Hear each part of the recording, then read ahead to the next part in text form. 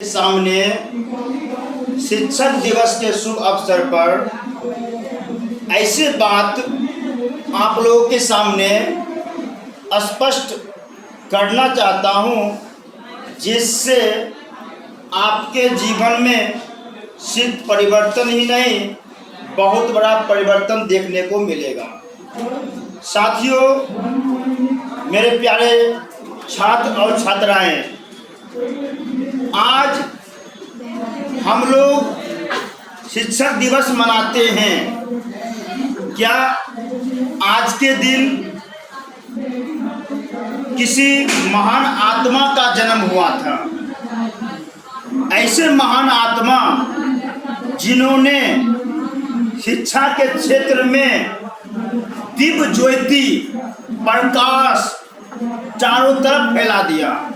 आज भारत के सभी शिक्षकों को यह बात सीखना चाहिए कि जिस तरह से डॉक्टर सर्वपल्ली राधाकृष्णन शिक्षा के क्षेत्र में अपना योगदान अपने देश में और विदेशों में फैलाए, ठीक उसी तरह से मैं शिक्षक और जितने भी भारत में जितने भी शिक्षक हैं सभी शिक्षक से मेरा निवेदन है और विनती है कि मुझे आज यह बात सीखना होगा कि हमें भी शिक्षा के क्षेत्र में अपने आप को ईमानदारी पूर्वक कार्य करते रहना चाहिए।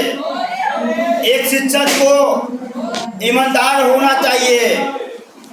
आज हम जब ऐसे शिक्षक को शिक्षक के दिवस रूप में मनाते हैं तो आज हमारा आत्मा, मेरा मन प्रफुल्लित हो उठा।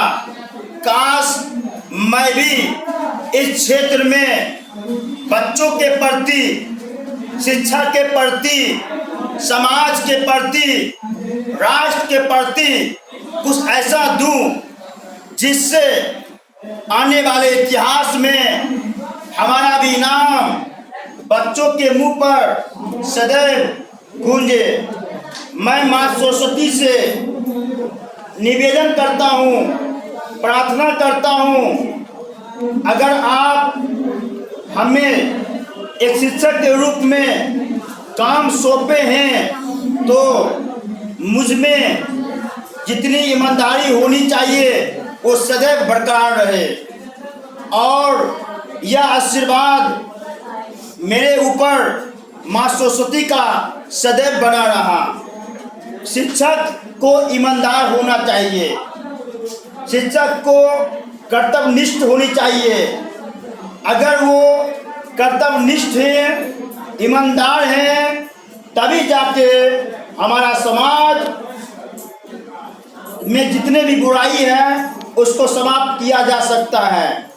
साथियों, जैसा कि आप लोग जानते हैं, डॉक्टर सर्वपल्ली राधाकृष्णन जी बहुत ही जीवन में संघर्ष को झेले।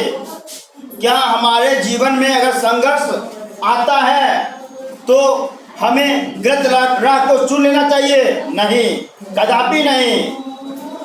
जीवन में चाहे संघर्ष जितना भी हो, तूफान चाहे जितना भी हो, जिस तरह से कप में, चाय वाला प्याला में एक कप में मलाई जम जाता है और उस मलाई को हम हटा के उस चाय को हम पीते हैं, उसी तरह से शिक्षक भी होते हैं। शिक्षक के जीवन में भी संघर्ष सदैव होते हैं, लेकिन संघर्ष को वो क्या करते हैं, उसे हटा के और समाज के लिए, बच्चों के हित में अपना कार्य समर्पित करता है। जैसा कि आप जानते हैं, भगवान और भक्त में जो भाव प्रेम का होता है वही भाव शिक्षक और विद्यार्थी के बीच होता है। और एक शिक्षक को सदैव अध्ययन के प्रति समर्पित रहना चाहिए। जिस तरह से आप जानते हैं, देश के सेना देश के लिए मन समर्पित कर देता है, तन समर्पित कर देता है। मैं भी शिक्षक, आज मैं प्रतिज्ञा लेता हूँ और कसम खाता हूँ, जब तक मैं इस पद पे रहूँगा तब तक मैं इस कार्य को बेहतर रूप से करते रहूँगा। अगर मैं भविष्य में अगर दूसरा काम भी करता हूँ तो मानवता को सदैव बनाए रखेंगे, क्योंकि मानवता से बढ़कर, इंसानियत से बढ़कर इस संसार में कुछ नहीं होता है। मैं बहुत भाग्यशाली इंसान हूँ, मैं बहुत ही खुशनसीब हूँ। कहा जाता है कि शिक्षक बनना यह ईश्वरीय देन है, ईश्वर का आशीर्वाद है। यह बात मैं मानता हूँ, मैं विश्वास करता हूँ और मैं सदैव अपने जीवन में इसलिए खुश रहता हूँ क्योंकि मेरे चेहरे पे चमक क्यों होती है। कहा जाता है कि अगर एक ईमानदार व्यक्ति के पास कुछ भी नहीं हो तो उसके चेहरे पे जो संस्कार होता है, जो चमक होता है, वो जिंदगी में सदैव बना हुआ रहता है। हम ऐसे शिक्षक, ऐसे महान शिक्षक को सर झुका के सदैव निवेदन करता हूँ और उससे कुछ सीखना चाहता हूँ। उससे सीखकर अब मैं भी आगे अपने कर्तव्य को बनाए रखेंगे और सदैव खुश रहेंगे। तो मैं अब आपको यह बताना चाहता हूँ कि मन समर्पित, तन समर्पित चाहता हूँ देश की धरती, तुझे कुछ और दूं। उसी तरह से देश के लिए समर्पित कीजिए। अगर आप स्टूडेंट हैं तो आज आपको भी प्रेरणा लेना होगा कि मैं पढ़ाई के प्रति पूर्ण रूप से समर्पित कर दूं। जब आप पूर्ण रूप से समर्पित कर देंगे तभी हमारा देश मजबूत होगा। कहा जाता है कि विद्यार्थी देश के नौजवान देश के रीढ़ की हड्डी है। जिस तरह से रीढ़ का हड्डी होते हैं उस तरह से नौजवान साथी देश का रीढ़ का हड्डी है। तो इसलिए आप लोगों को मजबूत होते रहना है और सदैव आपके कार्य को पूरा करने के लिए सहयोग करते रहूँगा। और जैसा कि जानते हैं, कहा जाता है अपनी जमीन अपना आसमान पैदा कर, अपनी जमीन अपना आसमान पैदा कर, अपने कर्मों से इतिहास पैदा कर।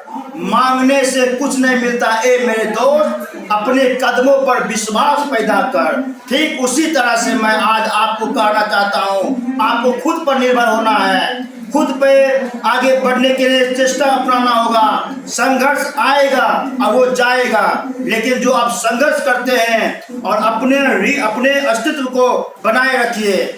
तो आज मैं बहुत खुश हूँ क्योंकि आज शिक्षक दिवस है और इन शिक्षक दिवस के शुभ अवसर पर मैं आप लोगों को सदैव भविष्य में एक होनहार बालक के रूप में, एक होनहार व्यक्ति के रूप में, एक अच्छे नागरिक के रूप में सदैव जीवन में देखना चाहता हूँ। हर कदम पे आपका मैं साथ दूंगा जहाँ तक मेरा सामर्थ्य होगा। तो इन्हीं शब्दों के साथ मैं अपने वाणी की विराम करता हूँ। धन्यवाद, थैंक यू, जय हिंद।